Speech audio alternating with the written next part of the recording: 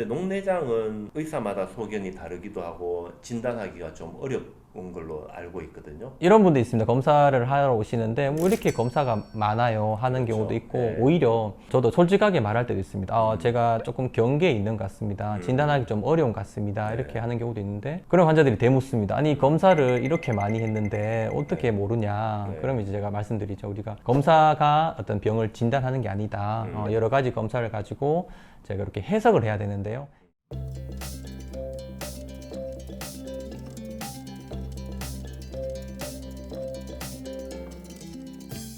안녕하세요. 굿닥터스 좋은 의사들 안과병원의 조재학입니다. 오늘은 대한녹내장학회 정회원이신 우리 좋은 의사들 안과병원의 김희준 원장님을 모시고 녹내장에 대해서 여러 가지 이야기를 나눠볼까 합니다. 원장님 안녕하십니까? 네, 안녕하세요. 예.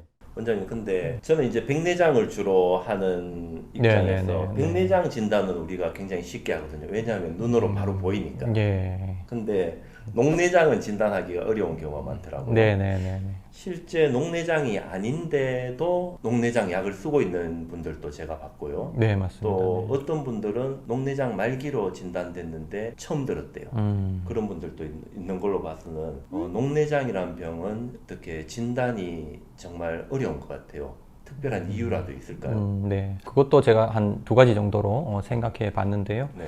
대부분의 질환은 환자가 불편함을 느끼거나 자극 증상이 있습니다. 뭐 백내장 같은 질환도 그렇죠. 시력 감소, 눈부심 같은 게 있습니다. 맞아요. 그런데 이제 녹내장은 이제 그런 게 조금 없는 편이고 그래서 병원을 찾아서 진단받고 치료하게 되는 경우가 그렇죠. 제일 많고요. 증상이 없었어 진단을 네. 근데 그래서 이제 방금도 제가 말씀드렸지만 안과 의사가 봐도 백내장은 진단이 쉽잖아요. 네. 근데 녹내장은 의사마다 소견이 다르기도 하고 진단하기가 좀 어려운 걸로 알고 있거든요. 이제 그런 점에 대해서 궁금한 분들이 많아요. 네. 뭐 저도 진단하면서 네. 어렵습니다. 사실 어렵고 그래서 이제 저도 그거를 한번 고민을 해봤는데 아마 녹내장이라는 병 자체의 특성 때문입니다. 그래서 제가 좀 전에 설명드렸지만 녹내장은 진행하는 이 시신경 병증입니다. 두 가지가 충족돼야 됩니다. 시신경 병증만 있어서 녹내장도 아니고 이제 진행을 해야지 이건 녹내장으로 판단하는 경우입니다. 그래서 진행하지 않는 거, 쉽게 말해서 진행하지 않는 시신경 병증 또는 시신경 변형으로 녹내장과 유사하게 보이는 그런 경우를 녹내장으로 진단하는 경우가 종종 있습니다. 네. 그렇더라도 시신경이 이제 문제가 있다. 근데 시신경은 우리가 직접 눈으로 볼 수는 없잖아요. 그렇죠. 간접적으로 보는 거겠죠. 네.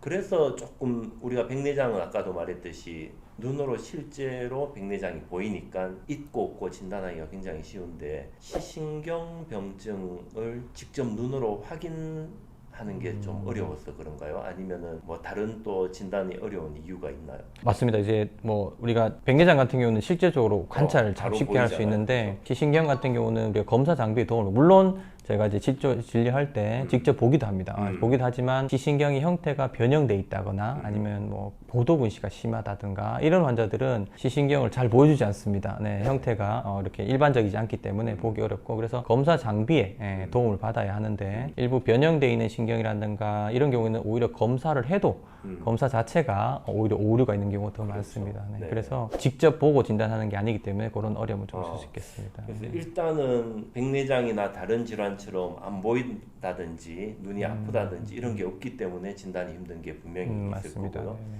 그다음에 시신경 병증에 대한 어떤 이게 원래 정상이었는지 그렇죠. 직접적으로 우리가 그렇죠. 네. 보는 게 아니고 네. 간접적인 네. 판단이니까 네. 이런 것들이 녹내장의 진단을 어렵게 하는 거죠. 맞습니다. 그래서 네. 대부분 환자들이 이제 시신경 병증이 있는 경우에 이것이 뭐 선천적일 수도 있고요. 아니면은 다른 원인, 뭐 예를 들어서 망막 질환이라든가 아니면 유전성 질환일 수도 있고요.